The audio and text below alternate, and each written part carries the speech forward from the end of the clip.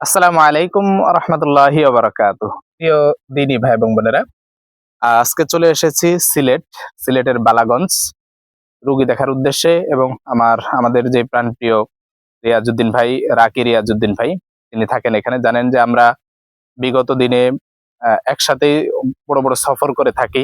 পাশাপাশি আমাদের যে প্রতি মাসে যে রুকিয়া গ্রুপ রয়েছে, রুকিয়া করি আমরা বাংলাদেশ সময় রাত 9টায় অথবা 10টায়। আমরা দুজন চলে এসেছি একটু প্রকৃতির মাঝে ঘোরার জন্য। তা চিন্তা করলাম এই ঘোরাটাও যেন একটা মেসেজ চলে যায় আপনাদের কাছে। সেটা কি মেসেজ? আমাদের সমাজে, আমাদের বর্তমান যে যুগ বা বর্তমান যে সময়, আমাদের সন্তানরা এমন ভাবে বেড়ে ওঠে যে পিতামাতার অবাধ্য হয়ে যায়। বিভিন্ন কারণে হতে পারে। দেখা যায় যে সেইভাবে সুশাসন না থাকার কারণে পিতামাতা সঠিকভাবে সন্তানকে গাইড দিতে পারছে না। বিভিন্ন কারণে সন্তান একটু উচ্ছৃঙ্খল হয়ে যায়, মোবাইলে আসক্ত হয়ে যায়, বদমেজাজি হয়ে যায় এবং পিতামাতার অবাধ্য হয়ে যায়, কথা শোনে না, লেখাপড়ায় মন বসে না। তো এই সন্তানকে আপনি কিভাবে আপনার বাধ্য করবেন, কিভাবে এই সন্তানকে পড়ালেখামুখী করবেন, এ বিষয় নিয়ে একেবারে সংক্ষিপ্ত ছোট্ট করে যদি আমি বলি, আশা করি ইনশাআল্লাহ আপনি চাইলে আপনার সন্তানকে সুন্দরভাবে একটা গাইডলাইনের ভিতর নিয়ে আসতে পারবেন।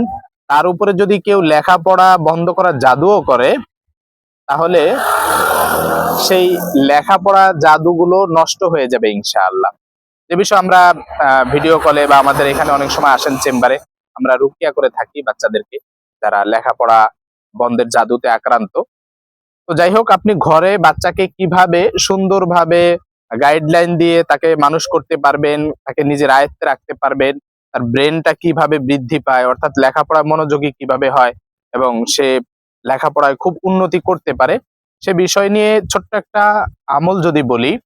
আপনি প্রতিদিন আপনার দুইটা কাজ, একটা হচ্ছে দিনে হোক অথবা রাতের বেলা হোক, আপনার সন্তানকে আপনি অজু করে বসাবেন, নিজেও অজু করে বসবেন।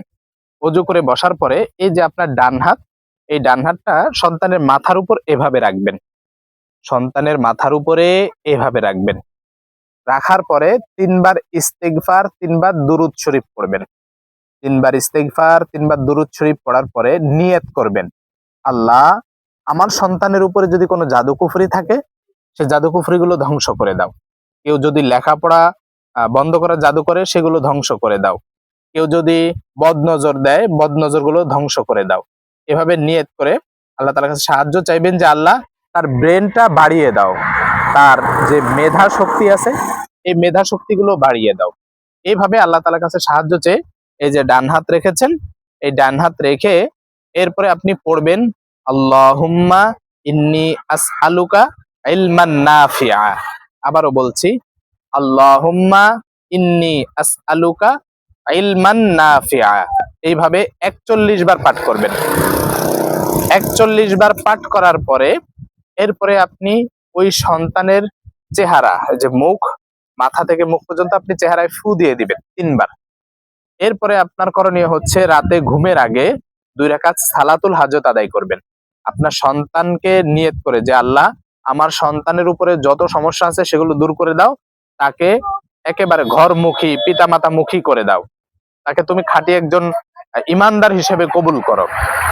সমাজে যেন তার সুন্দর একটা পরিচিতি পায়, যেন মানুষের উপকারে আসতে পারে। এভাবে আপনার মন থেকে আপনার সন্তানকে যেভাবে চান, আপনি সেভাবে আল্লাহ তাআলার কাছে সাহায্য চাইবেন।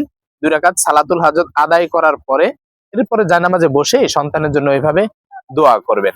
ইনশাআল্লাহ দেখবেন যে অচিরেই আপনার সন্তান আপনার দিকে ফিরে যাবে, তার মনটা আল্লাহ তাআলা আপনার দিকে ঘুরিয়ে দিবে, তার মেধা শক্তি, তার ব্রেন আল্লাহ তাআলা বৃদ্ধি করে দিবে। দোয়াটি আবারও বলছি, আল্লাহুম্মা ইন্নী আসআলুকা ইলমান নাফিআ। এই দোয়াটা 41 বার পরে সন্তানের চেহারার উপর ফু দিয়ে দিবেন ইনশাআল্লাহ। এভাবে আমরা আমল করার চেষ্টা করব। আরো একটি ঘোষণা আমরা অচিরেই আমাদের ভিডিওর মাধ্যমে ঘোষণা দিতে যাচ্ছি যে আমরা প্রতি মাসে একটা করে গণরুকিয়ার সেশন চালু করব ইনশাআল্লাহ, যেখানে আমাদের রাকি রিয়াজউদ্দিন সাহেব এবং আমরা উভয় থাকবো আমাদের সেন্টার গাজীপুরে। সরাসরি সেখানে রুকিয়া হবে শুধুমাত্র মহিলা মা বোনদের জন্য, যারা জিন জাদুতে আক্রান্ত, দীর্ঘদিন ধরে জিন জাদুতে আক্রান্ত, অনেক সময় নিয়ে তাদেরকে ওখানে সরাসরি একেবারে লাইভ, মানে আমাদের সেন্টারে আমরা সরাসরি বসিয়ে এরপরে রুকিয়া করব। তারিখটা অবশ্যই আমরা সামনে দিয়ে দিব। আপনারা যোগাযোগ করবেন, যারা জিন জাদুতে দীর্ঘদিন ধরে আক্রান্ত আমাদের সাথে যোগাযোগ করবেন। আপনার সিরিয়ালটা আপনি নিশ্চিত করবেন। বিস্তারিত জানতে আমাদের যেই স্ক্রিনে দেওয়া নাম্বার রয়েছে এই নাম্বারে হোয়াটসঅ্যাপে বা ইমোতে মেসেজ করবেন, সরাসরি ফোন না দিয়ে আপনারা মেসেজ করবেন। আল্লাহ তাআলা সবাইকে ভালো রাখুন। আসসালামু আলাইকুম রহমতুল্লাহ।